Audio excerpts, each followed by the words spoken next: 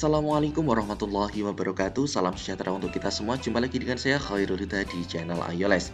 Pada kesempatan kali ini kita akan membahas penilaian akhir semester genap untuk tahun pelajaran 2022 ke atas. Dan mata pelajaran yang kita bahas pada kesempatan kali ini adalah Akidah Akhlak kelas 8. Bagi adik-adik jangan khawatir, soal ini sudah diambilkan dari Bank Soal Nasional sehingga keakuratannya bisa terjamin. Baiklah, mari kita langsung masuk ke pembahasannya. Soal nomor 1. Diutusnya para nabi dan rasul kepada umat manusia memiliki peranan yang sangat penting bagi kehidupan manusia, yaitu A. Untuk membimbing umatnya ke jalan yang benar agar selamat dunia dan akhirat. Oke, jawabannya adalah yang A. Oh ya, mohon maaf kakak ingatkan sekali lagi, bagi yang belum subscribe bisa dilakukan terlebih dahulu supaya tidak ketinggalan video-video lainnya yang kakak upload untuk materi dan pembahasan soal apapun. Oke, kita lanjut ke soal nomor 2. Pernyataan di bawah ini yang termasuk pengertian Rasul menurut istilah adalah A. Nabi yang menerima wahyu untuk disampaikan kepada umatnya, atau yang memiliki sifat namanya tabligh, itu adalah pengertian dari Rasul. Oke, jawabannya adalah yang A. Kita lanjut ke soal nomor 3.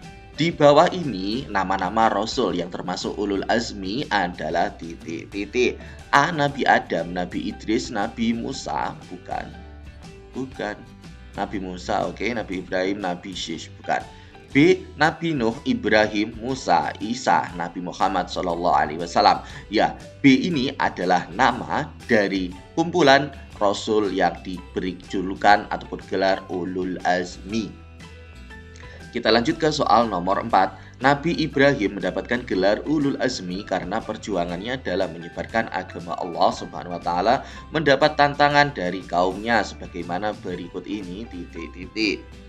A. Diusir oleh lingkungan keluarga. Ya, ini adalah tantangannya, berarti bukan ini jawabannya. Ditinggalkan oleh kaumnya. Oke, ini bukan jawabannya. Dihina. Oke.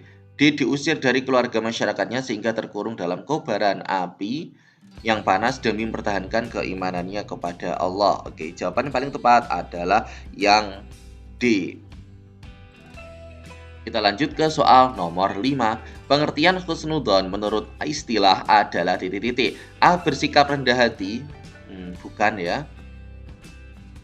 B. Sikap tolong menolong, bukan. Sikap menerima apa yang dikaruniai, bukan. Sikap berbaik sangka terhadap apa yang terjadi atau dilakukan oleh orang lain. Ya, jawabannya adalah yang D. Kita lanjut ke soal nomor 6.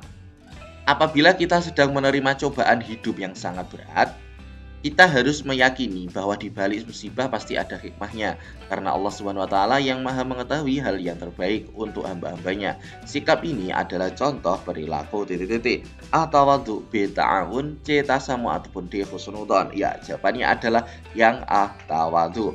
Kita lanjut ke soal nomor 7. Di bawah ini bukan termasuk dampak positif dari perilaku husnudzon adalah A. Semakin jauh hubungan batin antara pelaku dengan pihak lain yang diduga berbuat baik. Ya, jawabannya adalah yang A. Kita lanjut ke soal nomor 8. Sikap tawadhu sangat penting dalam pergaulan sesama manusia. Maka Islam memberikan tuntunan kepada umatnya untuk memiliki sifat tawadhu. Adapun lawan dari sifat tawadhu adalah A. Rendah hati, B. takabur, C. qanaah, ataupun D. husnudzon. Ya, jawabannya adalah B. Takabur adalah kebalikan dari sifat tawadhu. Kita lanjut ke soal nomor 9. Perhatikan tabel berikut ini 1, 2, 3, dan 4. Ketika bertemu seperti ini, mari kita baca pertanyaannya. Yang menunjukkan dampak positif perilaku tawadhu adalah 1. Akan memiliki kepribadian yang karismatik disegani oleh banyak orang karena kebaikannya. Ya, jawabannya adalah 1. A. Kita lanjut ke soal nomor 10. Tasamuh merupakan salah satu akhlak terpuji yang harus dimiliki oleh seorang mukmin yang memiliki arti A. Perilaku tidak merasa bangga atas potensi dan prestasi yang telah dicapainya, bukan. B. Sikap saling menghormati dan menghargai serta berlaku lemah lembut kepada orang lain. Oke, jawabannya adalah yang B. Kita lanjut ke soal nomor 11. Tolong menolong bebas dilakukan dengan siapapun, termasuk non-muslim, selama tidak menyangkut titik-titik. A. Masalah urusan dunia dan akhirat. B. Masalah pekerjaan dunia. C. Masalah ibadah dan muamalah. D. Masalah akidah dan ibadah. Oke, jawabannya adalah yang D. Oke, kita lanjut ke soal nomor 12. Ahmad sangat berambisi untuk mencapai peringkat pertama di kelasnya. Namun apa yang diharapkannya tidak berhasil karena peringkat pertama diraih oleh temannya. Sehingga ia merasa iri dan kecewa terhadap temannya. Kemudian ia berusaha menghilangkan buku milik temannya itu. Sikap Ahmad tersebut mencerminkan akhlak tercela, yaitu titik-titik. A. Dendam. B. Putus asa ataupun C. Hasad. D. Anainiah. Ya, jawabannya adalah yang C, itu adalah sifat hasad. Kita lanjut ke soal nomor 13. Sifat hasad merupakan salah satu sifat yang sangat dibenci oleh Allah Subhanahu wa taala. Berikut merupakan contoh sifat hasad, yaitu titik-titik. A. Merasa tidak suka dengan kekayaan orang lain. Ya, jawabannya adalah yang A. B. Senang terhadap orang yang mempunyai kenikmatan. Ini bukan. Merasa iba, ini bukan. D. Membantu seseorang yang ditimpa musibah, ini juga bukan. Kita lanjut ke soal nomor 14. Berikut ini adalah cara seorang mukmin untuk menghindari perilaku tercela hasad, yaitu titik-titik. A. Memiliki sifat pemaaf kepada orang yang telah berbuat salah. Bukan. B. Bersyukur terhadap nikmat Allah dan memiliki sifat rendah hati. Ya, jawabannya adalah yang B. Kita lanjut ke soal nomor 15. Seseorang akan mudah menghindari perbuatan hasad apabila titik-titik. A. Melatih dirinya dapat menerima kenyataan hidup yang dialaminya. Oke, jawabannya adalah yang A. Soal nomor 16. Iri adalah salah satu bentuk gangguan mental. Dikatakan gangguan mental karena titik-titik. A. Rasa iri tidak dapat dikendalikan. B. Hati orang yang iri senantiasa gelisah jika melihat orang lain mendapat suatu kesenangan. Oke ya, jawabannya adalah yang B. Kita lanjut ke soal nomor 17.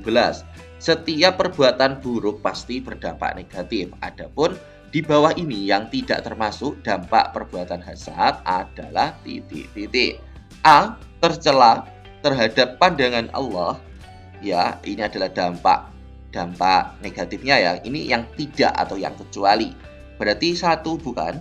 A ini bukan. B. Hasad yang dilakukan terhadap orang akan menimbulkan kerugian. Oke. Pahala amal baik yang telah dilakukannya tidak rusak. Jawabannya adalah yang C, kecuali karena amalnya akan rusak. Kita lanjut ke soal nomor 18. Pernyataan di bawah ini yang merupakan pengertian dendam menurut istilah adalah titik-titik. A. Menyebarkan aib. Bukan. Sikap dan perilaku ingin mencela orang lain atau bukan. Memecah belah. Bukan. Menyimpan perasaan marah di dalam hati dan punya keinginan untuk membalasnya. Ya, jawabannya adalah yang D. Kita lanjut ke soal nomor 19. Sifat dendam merupakan salah satu penyakit hati yang dapat merusak keimanannya. Agar penyakit tersebut hilang dari hati kita, salah satu caranya adalah titik-titik. A. Berlapang dada, berjiwa besar, dan pemaaf. Ya, jawabannya adalah yang A. Kita lanjut ke soal nomor 20. Dendam merupakan akhlak tercela yang harus dihindari karena memiliki dampak negatif. Akibat perbuatannya adalah titik-titik. A. Dijauhi orang banyak. B. Suka berburuk sangka. C. Sulit menerima nasihat. Ataupun D. Tidak menghargai orang lain. Ya, jawabannya adalah dijauhi banyak orang. A.